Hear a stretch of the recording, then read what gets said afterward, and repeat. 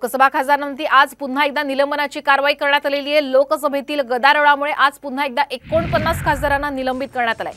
यामध्ये सुप्रिया सुळे, अमोल कोल्हे या महाराष्ट्रातील 2 खासदारांचा समावेश आहे। संसदेतील घुसखोरीवर चर्चा करण्याची मागणी विरोधकांनी केली। यावेळी सभागृहामध्ये गदारोळ झाला आणि दोन्ही सभागृहातल्या 141 खासदारांवर कारवाई करण्यात आलेली आहे। कालही 78 खासदारांवर निलंबनाची कारवाई झाली होती। कार्ती चिदंबरम, डिंपल यादव, राघव चड्ढा अशा अनेक विरोधी खासदारांवरती निलंबनाची कारवाई करण्यात आली आहे। सध्याची महत्त्वाची आपण ब्रेकिंग बातमी साम टीव्हीवर पाहतोय। लोकसभेच्या खासदारांचं निलंबनाचं सत्र हे सुरूच आहे। आज सुद्धा विरोधकांनी सत्ताधाऱ्यांना घेरलं आणि दोन्ही सभागृहातून एकूण 141 खासदारांचं निलंबन झालंय। यामध्ये महाराष्ट्रातील सुप्रिया सुळे आणि अमोल कोल्हे या खासदारांचा सुद्धा समावेश आहे। खासदार निलंबनाबाबत चर्चा व्हावी आणि सुरक्षा भंगावरून सुद्धा निवेदनाची मागणी विरोधकांनी यावेळी लावून धरली आणि एकच गोंधळ झाला।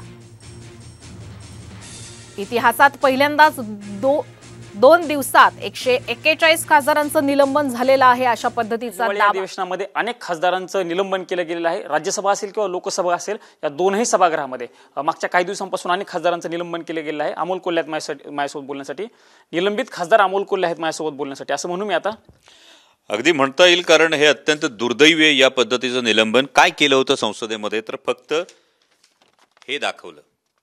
मग हे शेतकऱ्यांची जी व्यथा आहे, कांद्याची निर्यात बंदी उठवा हे जे आमचं सांगणं आहे हे सुद्धा मांडायचं नाही। शेतकऱ्यांची व्यथा सरकारला ऐकून घ्यायची नाहीये, जनतेचं जे म्हणणं आहे ते ऐकून घ्यायचं नाहीये। आज गेली 8-9 वर्ष कांद्याला भाव नव्हते। मागच्या वेळी कांद्याला थोडेसे भाव निर्माण होण्याची आशा निर्माण झाली, त्याबरोबर सरकारनं 40% निर्यात शुल्क लादलं, कांद्याचे भाव पाडले। टोमॅटोला जेव्हा भाव मिळत होते तेव्हा नेपाळहून टोमॅटो आयात केला, टोमॅटोचे भाव पाडले। आता पुन्हा कांद्याला भाव मिळतील अशी आशा निर्माण झाली होती, भाव मिळायला सुरुवात झाली होती, तर सरकारनं निर्यात बंदी लादून जे 40-45 रुपयापर्यंत भाव गेले होते ते अगदी 12-15 रुपयापर्यंत खाली आणले। मग कांदा उत्पादक शेतकऱ्यांनी जगायचं कसं हाच प्रश्न मांडायचा होता।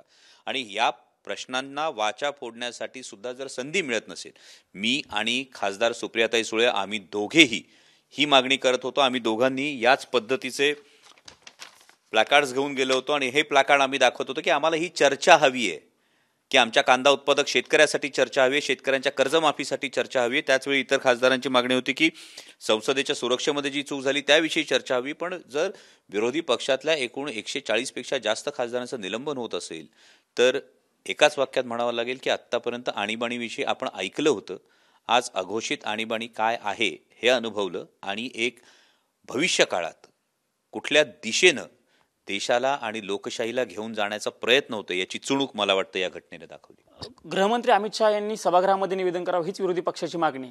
2 दिवसापासून विरोधी पक्ष त्याच मुद्द्यावरती आक्रमक झाल्याचं बघायला मिळतं। गृहमंत्री निवेदन करत नाहीयेत म्हणूनच विरोधक आक्रमक आहेत सगळे संपूर्ण सभागृहामध्ये। म्हणजे या सरकारला तेच आहे की फक्त मन की बात करायची, जन की बात ऐकायचीच नाहीये ना। म्हणजे जे उत्तरदायित्व आहे हे उत्तरदायित्व जर ते पूर्ण करणारच नसतील, उत्तर देण्याची जबाबदारी सरकारची, विरोधकांचा विषय हा प्रश्न विचारण्याचा आहे। म्हणजे आजही संसदेत असं चित्र होतं की अनेक अर्वाच्य भाषेत बोलणारे किंवा ज्यांनी अत्यंत चुकीचे शब्द वापरले तर लोकशाही सस्पेंड झाली का अशी प्रतिक्रिया सुद्धा काँग्रेसच्या नेत्या वर्षा गायकवाड यांनी दिलेली आहे।